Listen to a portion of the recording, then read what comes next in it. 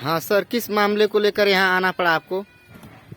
देखिए, आज जो है ये जनपद मऊ तहसील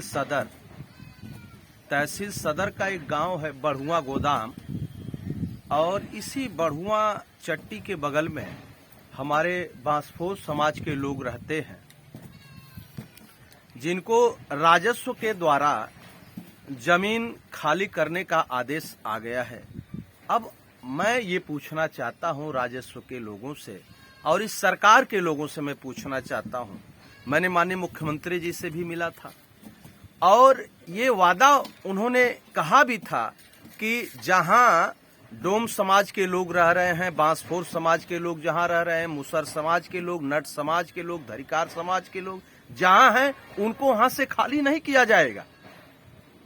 इस देश में, इस प्रदेश में, इस जनपद में कुछ ऐसे लोग भी रहते हैं जिनके पास 4-4 मकाने हैं, 5-5 मकाने हैं। मैं मानता हूं यदि सरकार के द्वारा उनकी एक मकान को तोड़ दिया जाए तो वो दूसरी मकान में जाकर के रह लेंगे। लेकिन मैं सरकार से पूछना चाहता हूं कि हमारे बांसफोर समाज के पास सरकार के लोगों ने एक भी जमीन नहीं देने का काम किया। अभी यही बढ़ुआ की जो समस्या है, यहां आप देख लीजिए, पूरी तरह से जो है इनके साथ गलत हो रहा है। ये बहुत बड़ा गलत हो रहा है। हमारे बांसफोर समाज के लोग इस कड़ाके की ठंड में कहां जाएंगे? आज जो है जमीन खाली करने का आदेश आ गया है। ये तो पहले भी राजस्व के लोगों को पता रहा होगा कि ये गरीब लोग यहां रहते हैं, बढ़ुआ गोदाम में, बढ़ुआ गोदाम पे रहते हैं। आज मकान जो बनवा दिए बेचारे, कैसे कैसे ये भीख मांग के, मेहनत मजदूरी करके जो मकान बना करके आज रह रहे हैं, आज सरकार के लोग उसको गिराने का काम करेंगे। तो फिर मैं सरकार से पूछना चाहता हूं कि आखिर हमारे बांसफोर समाज के लोग जाएंगे कहां, जिसको लेकर के आज बढ़ुआ गोदाम, जो हमारे बांसफोर समाज के लोग, जो डोम, मुसहर, नट, धरिकार, बांसफोर गरीब समाज पार्टी के लोग हैं, हम सारे लोग पार्टी के सभी नेता यहां उपस्थित हुए और हम लोग बैठ करके बात भी किए हैं। लेकिन सवाल ये समझ में नहीं आ रहा है कि हमारे बांसफोर समाज के लोग यहां से जाएंगे कहां। हमारे बांसफोर समाज के लोगों को सरकार के लोगों ने लगातार कहा कि हम पट्टा जमीन देंगे, हम पट्टा जमीन देंगे।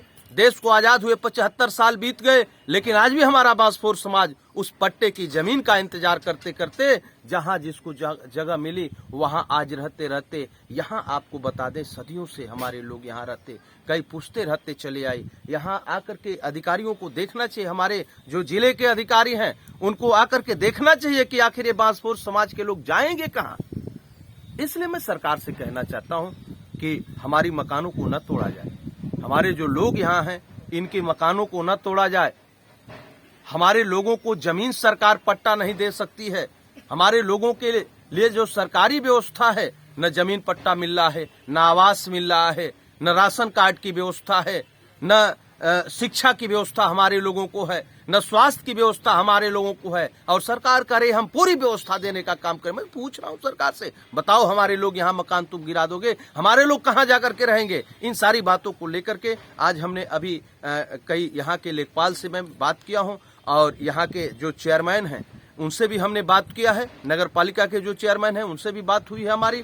और इसके बाद मैं इस समस्या को लेकर के माननीय उप जिलाधिकारी महोदय से मिलूंगा, जिलाधिकारी महोदय से मिलूंगा। इसके बाद भी यदि बात नहीं बनती है तो मैं माननीय मुख्यमंत्री महोदय से भी मिलने का काम करूंगा। गरीब समाज पार्टी जिंदाबाद,